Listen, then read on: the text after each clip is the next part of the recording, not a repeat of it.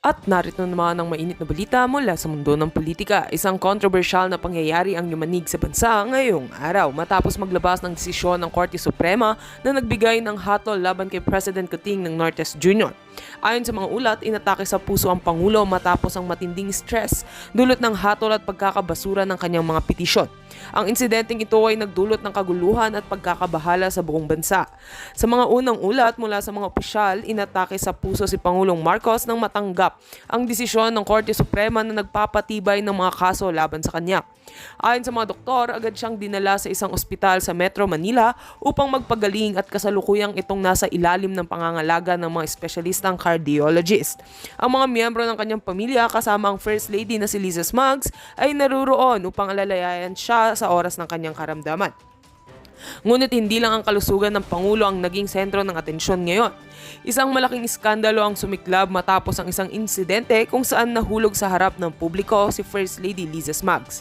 Ayon sa mga saksi, si First Lady ay nakitang nagwawala sa isang pribadong kaganapan sa Quezon City kung saan nagsalita siya ng mga salitang hindi inaasahang ilabas mula sa isang miyembro ng pamilya Marcos. Kasama ng mga ito ang mga hindi kaaya-ayang kilos at reaksyon kaya't mabilis itong kumalat sa social media at nag-viral sa buong bansa. Inamin ng mga malalapit na kaibigan ng First Lady na ang stress na dulot ng mga nangyaring legal na kaganapan, pati na rin ang hindi inaasahang hatol laban sa asawa, ay nagdulot sa kanya ng labis na pagkakabigla at emosyonal na kaguluhan. Nagbigay na ng pahayag ang Malacanang ukol sa insidente na binanggit nilang isang pansamantalang pagkakatalo ang kasalukuyang sitwasyon, ngunit ito ang magpapahina sa determinasyon ng pamilya Marcos upang magpatuloy sa kanilang mga layunin para sa bansa. Habang ang mga isyu ukol sa kalusugan ng Pangulo at ang skandalo ni First Lady ay sumasapol sa publiko, may mga nananatiling opinyon na ang mga pangyayaring ito ay nagpapakita lamang ng patuloy na tensyon sa pagitan ng mga Marcos at mga kritiko nila. Ayon sa mga eksperto, ang mga kasong ito ay magsisilbing isang malaking pagsubok para sa administrasyon at tinitignan ng mga tao kung paano ito makakaapekto sa mga pulisya at imahe ng pamahalaan sa hinaharap. Sa kabila ng mga isyu at kontrobersya, ang mga mamamayan ay nananatiling nakatutok sa mga susunod na hakbang ng administrasyon, lalo na kung ang kalusugan ni Pangulong Marcos ay patuloy na magdudulot ng pagbabago sa kanyang mga tungkulin sa gobyerno. Samantala, patuloy ang investigasyon ukol sa insidente ng First Lady at inaasahan may mga bagong pahayag mula sa Malacanang sa mga susunod na araw. Iyan ang mga pinakabagong balita ukol sa kalusugan ni President Marcos at ang iskandalo na kinakasangkutan ng kanyang asawa. At heto nga mga balitang ating pagkakatutukan, at kung bago ka pa lamang sa aking channel ay huwag kakalimutang mag-like, share and subscribe para updated ka sa aming mga bagong balita dito sa Tatak Pinas.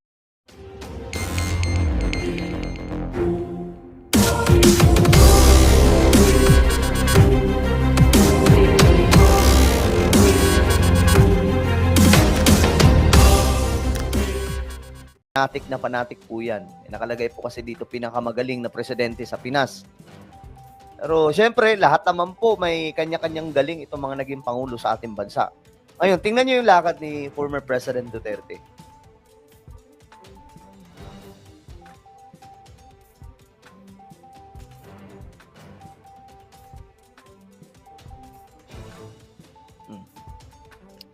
Ngayon mga sangkay, ano ba ang pinupoint out natin dito?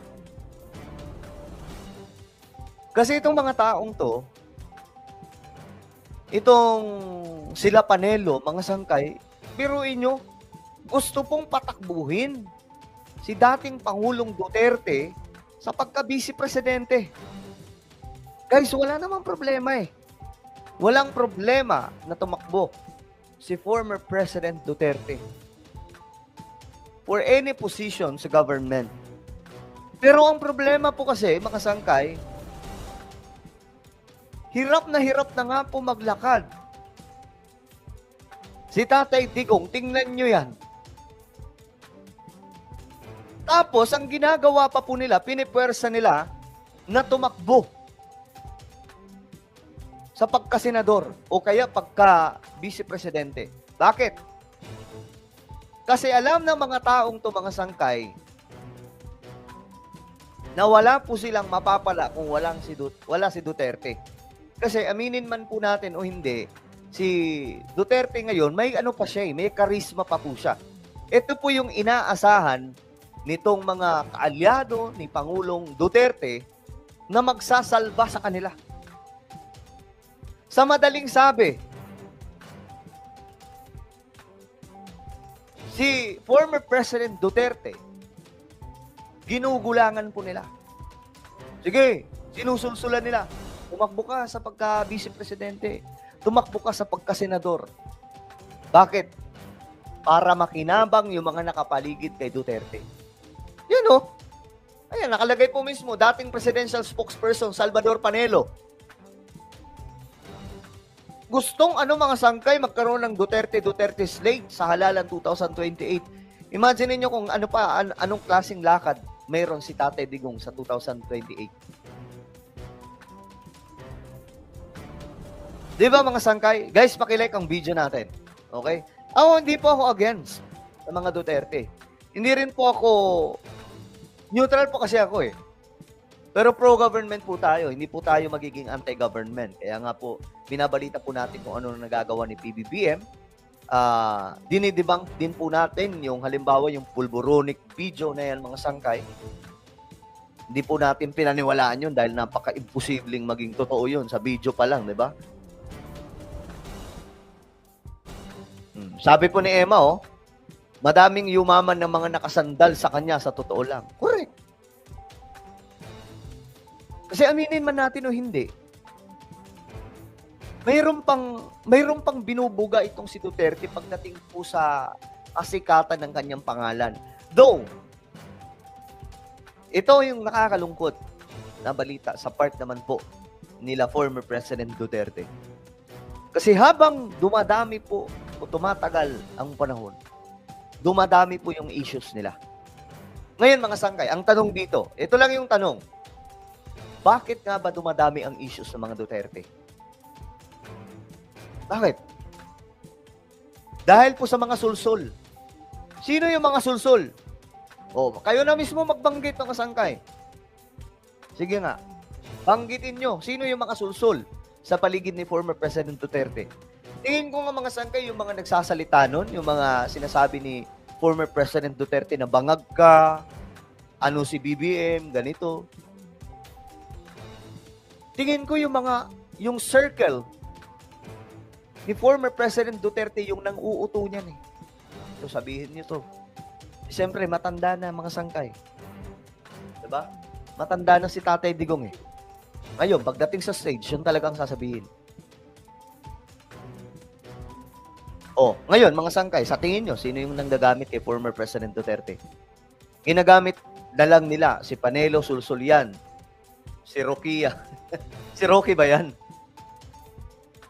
Mga DDS, hindi na sila naaawa kasi political interest. Exactly. Political interest. Politika po talaga ang gusto.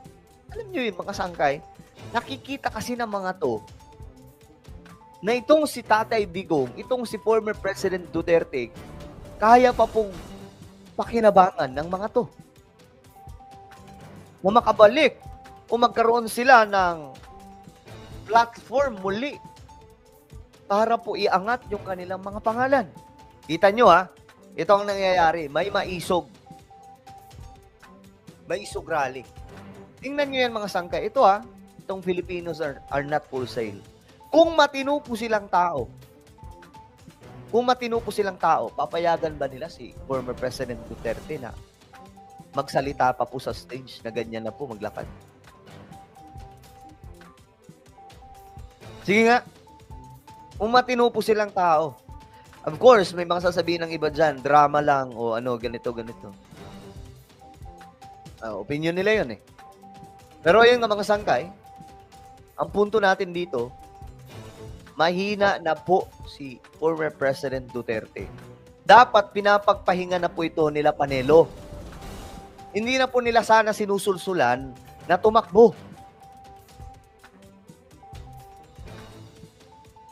Lang mga sangkay na itong mga to, alam naman nila na mahina na si Tatay Digong, pilit pa rin tinutulak, tumakbo ka sa pagkaganito, ganito. Anak ng Tsekwa. Ito, basahin natin. Pag wala si Tatay Diggs, walang tao. Kapag andyan si Tatay Diggs, di ba, kahit paano madaming tao. Correct. Di ba, nakaraan lamang nilayasan daw po si Roque. Nakaraan lamang mga sangga, meron pong video na kumakalat sa social media. Sobrang stress na po ni Harry Roque. Biruin nyo, nagsasalita po siya, bigla pong nag-alisan yung mga tao.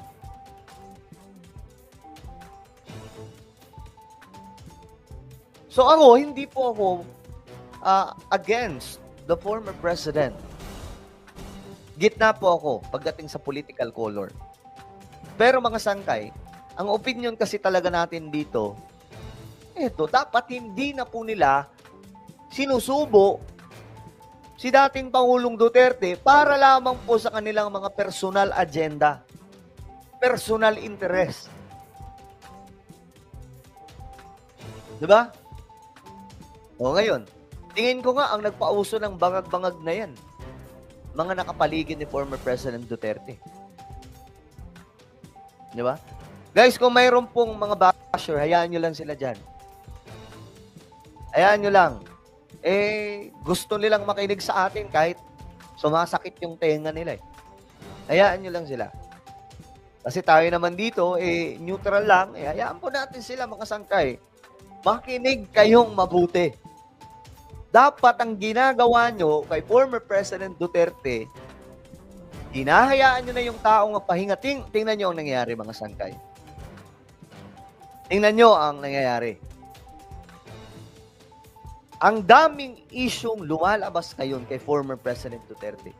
Pogo, West Philippine Sea, EJK, at marami pa pong iba. Bakit naglalabasan yan? Politika eh. So bakit tumalabas ng gusto? Kasi nga po, nag-iingay si former President Duterte. Ibig sabihin, kumbaga, maingay ka, ang dami mo namang kalokohan. So, ang gagawin namin, uungkatin namin yung mga kalokohan mo. So, ganun po ang nangyayari. Ngayon, mga sangkay, naiipit po sila Duterte.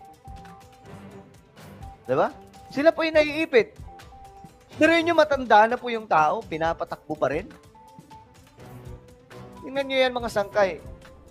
Tingnan nyo yung itsura ni former President Duterte. Oh. Tapos may breaking news. Duterte.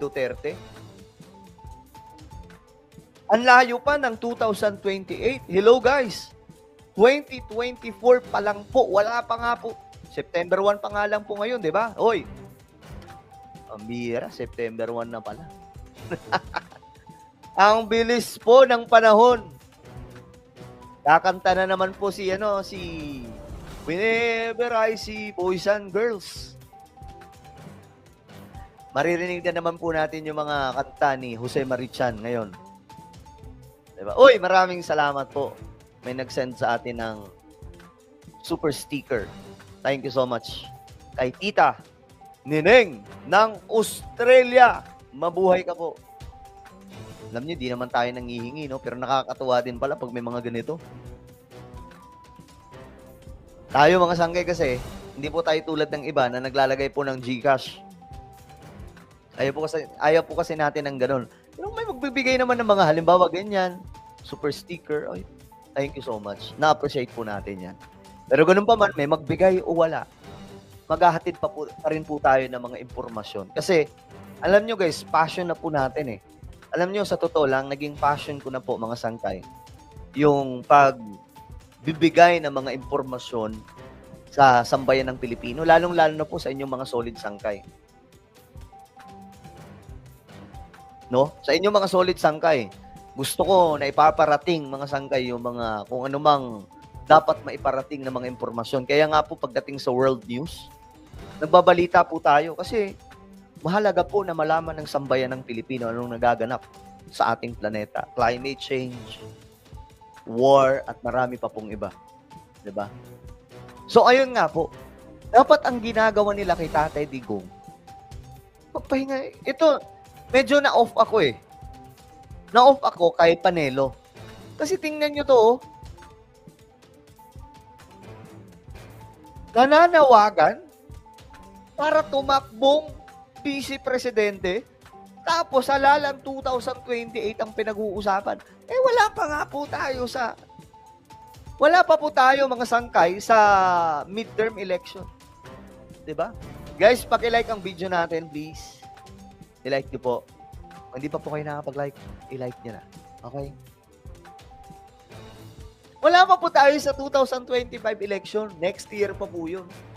Tapos dito, pinag-uusapan na po yung halalan 2028, Duterte. Alam nyo guys, naawa lang talaga ako kaila former President Duterte. Alam nyo kung bakit? If you remember si Binay, bago po tumakbo, bago po magkaroon ng 2016 election. Oy, thank you po kay Ina Garcia. O, ayan, sabi po ni Monet, good morning po sa lahat. Walang personalan. Matanda na si Duterte. Gusto pa nila na patakbuhin sa politika. Ano pa ba magagawa? Exactly. Yun yung punto natin. Mga sangkay. Si Tatay Digong, matanda na. Dapat ang ginagawa po nila, pinagpapahinga po nila. Hindi po nila inuuto mga sangkay. Tignan nyo to, ha? Ang ganda. Ito, tingnan nyo yung comment, mga sangkay. Tingnan nyo yung komento kung gaano ka negatibo. Kawawa ang Pinas, lalo niyan mawawala ng teritoryo ibibigay sa China. Tama na, magpahinga ka na po. Diba? Yan ang sinasabi po natin. Instead, mga sangkay, na udyukan, naiinis lang po talaga ako sa mga nakapaligid ni Duterte. Kasi itong mga nakapaligid kay Duterte, may mga unpersonal agenda itong mga to eh. Hindi talaga yung mga yan, mga solid kay Duterte. Alam nyo, ganito lang yan. Ang tunay na DDS, ang tunay na Duterte diehard supporter, hindi niya gugustuhin na itong si former President Duterte ay tumakbo sa national position dahil nga po matanda na. Gusto na nilang magpahinga si Tatay Digong. Mukha pa nga akong DDS sa mga yan eh. Kasi mas concerned pa po ako sa kalagayan ni Duterte.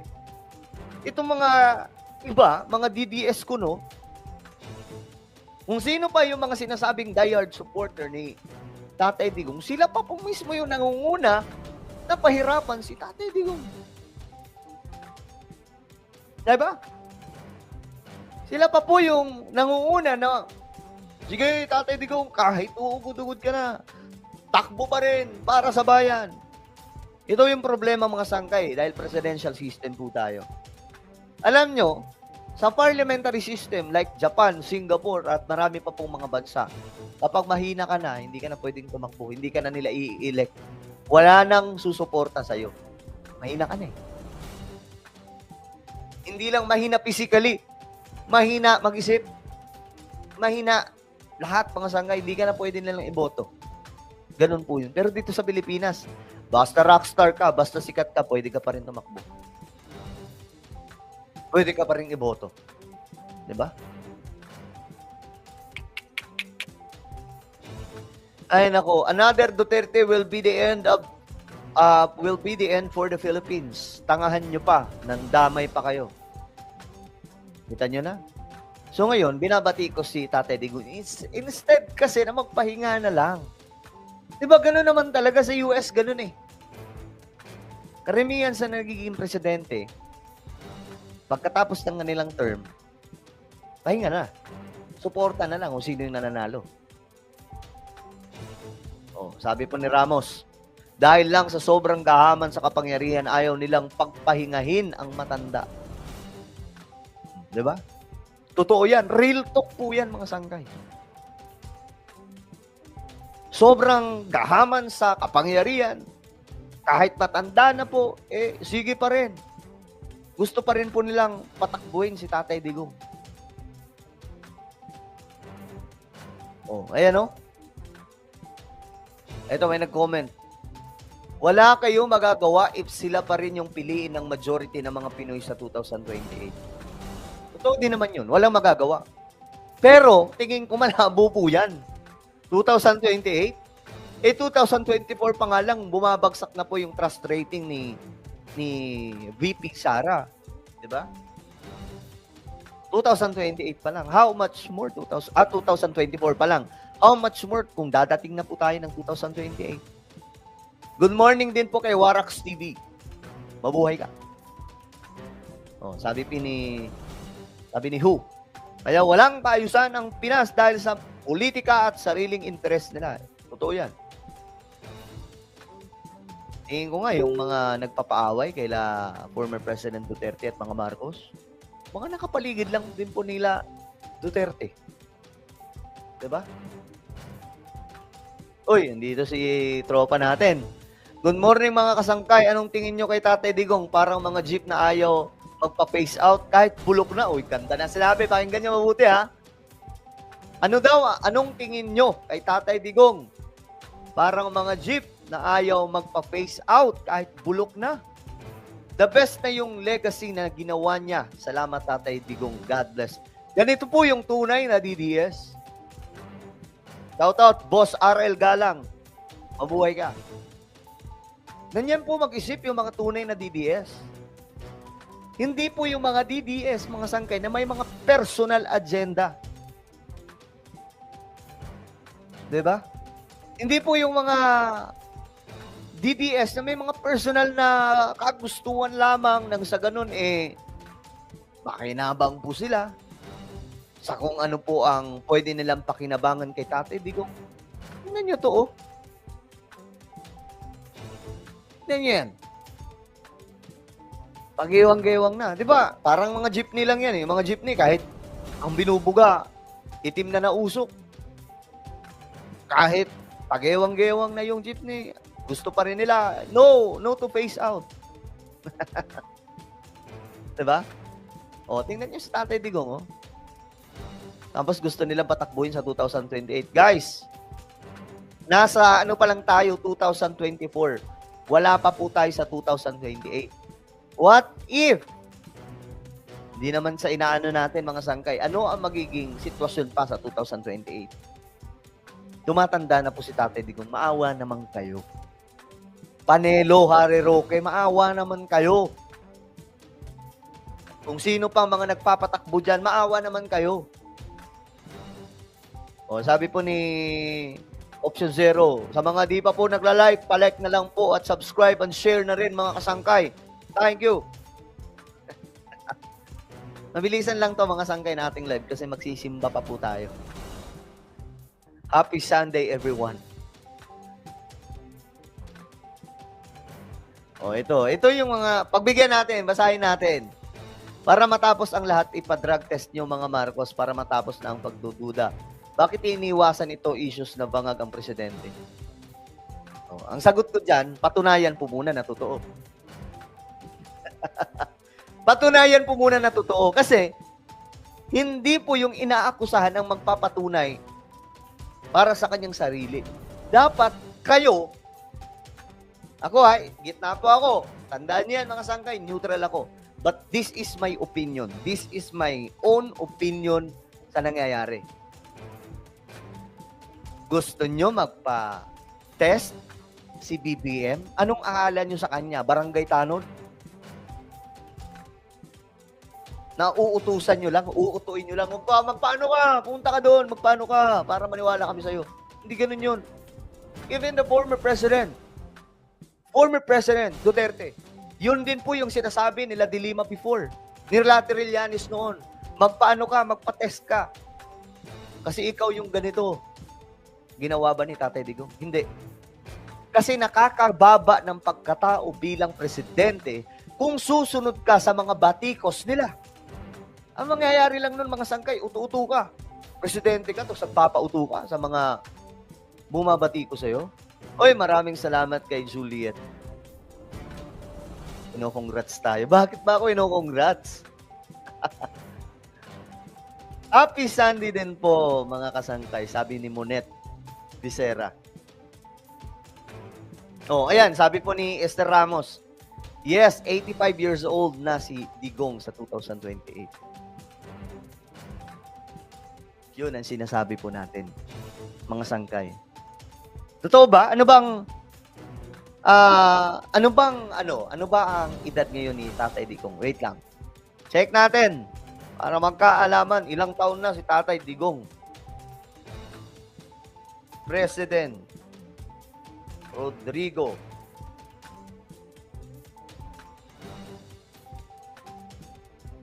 Yung age niya, ilan yung age niya? 79 years old. 79 years old si Tatay Digong, nakalagay po dito. Ayan. 79 si Tatay Digong, si BBM naman, bata si PBBM, no? 66 pa lang. Si Pastor Kibuloy naman, 74. Si Sara Duterte, 46 years old. O ayan, 79. So, 79 years old, 2024. So, pagdating ng 2028, ilang taon na si Duterte. Tapos, pinupush nila Panelo na tumakbo. What the? Anong akala nyo kay Tatay Digong? Immortal? Ayaw nyo pagpahingahin yung tao. Pero inyo, ang tagal niya pong namuno sa Pilipinas, 6 years. Tama na yung legacy na nagawa niya. Actually, hindi po sana masisira ang legacy ni Tatay Digong kung hindi po pinapasok nito mga nang uuto kay Duterte na magsalita laban sa gobyerno. Ang nangyari tuloy, yung mga nagawa ni former President Duterte, ngayon nababatikos, kine-question. Di ba? Dahil po sa mga katulad nila. Tuwing papalapit na ang halalan, tumitindi ang bangayan upang makuha ang simpatya ng mga botante. Ang bawat panig ay nagtatangkang siraan ang isa upang makakuha ng bentahe. Uy, ganda ng linya na to, ah. Ganda, o ano? Tamang-tama ito, Tita Nene. Malapit na pong halalan, 2025, midterm election. Pagkatapos ng 2025, naku po, asahan na po natin. Pag-uusapan na po yung 2028. Kailan kaya mga sangkay mangyayari sa Pilipinas na hindi po pag-uusapan yung politika hanggat hindi dumadating yung mismong malapit na yung eleksyon? Trabaho po muna. Di ba? O, sabi po ni Kuya Bay, nasa paligid niya. Yung mga nasa paligid niya ang may problema. Minsan, masabi natin na nauuto si Digong. Sakit nang sabihin, pero yun talaga ang totoo. Parang nauuto po si Tatay Digong. Hindi parang, nauuto po talaga eh. Kasi ito kung ano-anong mga pakulo yung pinapagawa nitong mga to, tapos ginagawa din po ni Tatay Digong sa stage. Tingin ko nga yung bangag, mga udyok-udyok lang yung po ng mga nasa paligid eh. Sir, sabihin mo bangag si Marcos. Sabihin mo ganito si Marcos. Ngayon, mga sangkay, nung sinabi ni Tatay Digong yun, nakabuti ba? Hindi. Nakabuti sa mga supporters niya. But not the majority. Diba? Not the majority. Kasi, kung titingnan po natin yung majority, kinestyon po dito si Tatay Digong. Totoo ba na bangag? May ebidensya ba na bangag? Diba? Ang problema nung nilabas po yung deepfake video na gawang AI, anak ng lumabas po mga sangkay. 2012 yung video, yung mukha pang 2024, tapos yung hairstyle pang bagets. Tapos yung tenga, hindi nakalabas yung dito. Nakalubog po siya, mga sangkay. Ano nangyari? Nakabokya sila, nakasira sila sa taong bayan. Pero siyempre, yung mga maka-Duterte, gets na po natin yan. Talagang magpapalakpakan po sila. Palakpakan po yan. Pati tenga, papalakpak po yan. Kasi para sa kanila, kahit deepfake video, totoo yun para sa kanila. Kasi nga panatiko eh. Kaya nga ako mga sangkay, neutral tayo. Pero iba, palitan natin kung ano ang nagagawa ng pamahalaan. Kasi, ano ba ang silbi natin ng mga social media content creator, di ba? Hindi lamang po basta magpatawa, hindi lamang basta, kumbaga, tayo naman ako mga sangkay, hindi ko alam kung political vlogger pa rin ako since ang mga binablog ko dito, patungkol po sa mga nangyayari sa ating mundo.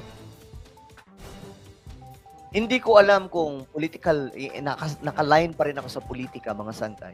Siguro may kakaunti. Kasi pinag-uusapan po natin yung ganitong klaseng usapin. Pero hindi na po yung buong buo.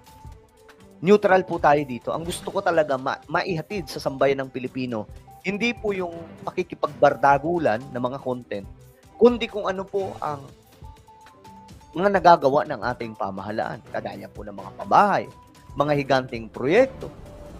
Binabalita po natin kasi para po siyempre ma-inform tayong lahat, guys. Diba? Para magkaroon po tayo ng silbi dito sa Pilipinas.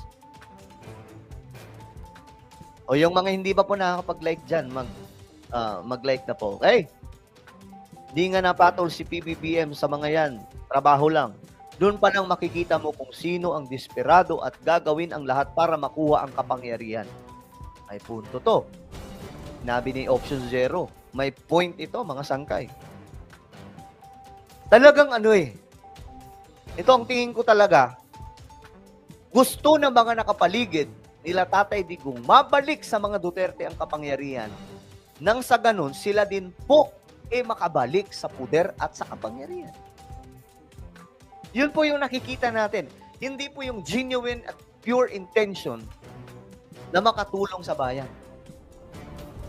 Well, this is politics. Tandaan po natin, politika po ito sa Pilipinas, sadyang magulo, masalimuot. Kaya nga sabi ko, huwag tayo papaapekto. Huwag tayo masyadong maaapektuhan sa mga awayan ng mga politiko. Dahil ang politika sa Pilipinas, madumi. Kung ikaw ay makikijoin sa awayan ng mga yan, lugi ka, ma-stress ka. Every time na makakakita ka ng balita, mapapadrip ka, babanat ka. Diba? Gusto ba natin yun?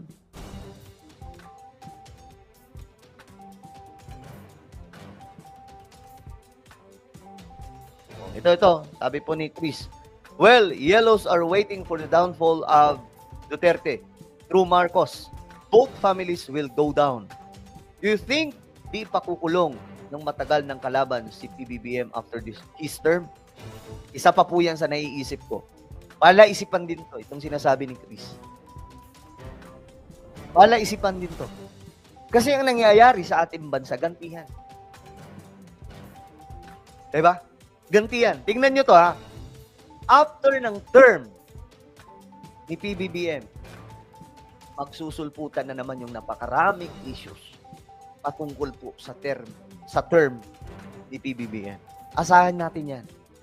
Ganyan po ang eksena sa Pilipinas. Pinoy, Gloria, from Ferdinand Marcos, Corazon Aquino, Ramos, Erap, Gloria Macapagal Arroyo, Noynoy Aquino, Duterte. Lahat ng mga yan, mga sangkay, may issues after po ng kanilang term. Nasa kanila na yan kung paano nila didepensahan. Ganyan po kadumi ang politika sa Pilipinas, mga sangkay. So ngayon, yan po. Asahan na po natin yan, mga sangkay. After ng term ni PBBM, mayroon pong lulutang na mga issues dyan. Kagaya rin po ng nangyayari kay former President Duterte. Pero, ganito lang yan. Kung mananahimik si PBBM after ng kanyang termino at hindi na po siya mangingialam sa administrasyon, malamang sa malamang, kahit papano tatahimik yung kanyang buhay. Pero yung tulad nito ni former President Duterte, tapos na ang kanyang termino, pero inudyukan siya ng mga nakapaligid na, magsalita ka, tay, kailangan ka namin, mag-voice out ka, banatan mo si ganito, banatan mo si BBM. Ang mangyayari, nasisira po sila ngayon. Nauungkat ng mga issues. Diba? Inuungkat yung sa Pogo, involved daw po which is totoo naman, mga sangkay, na involved po talaga si Tatay Digong kasi sila po yung nag-maneuver niyan sa Pilipinas. Kapag federal parliamentary system sa after PBBM's term 2028, maraming magre-resign ng mga politiko. Ito talaga ang gusto kong mangyari, magkaroon ng federal parliamentary system. Kaso nga lang, ayaw po ni Tatay Digong yan eh. Ayaw po ni Duterte, biglang ayaw po niya eh. Diba? Pero yan po yung the best na sistema pampolitika kung magkakaroon po tayo ng federal parliament.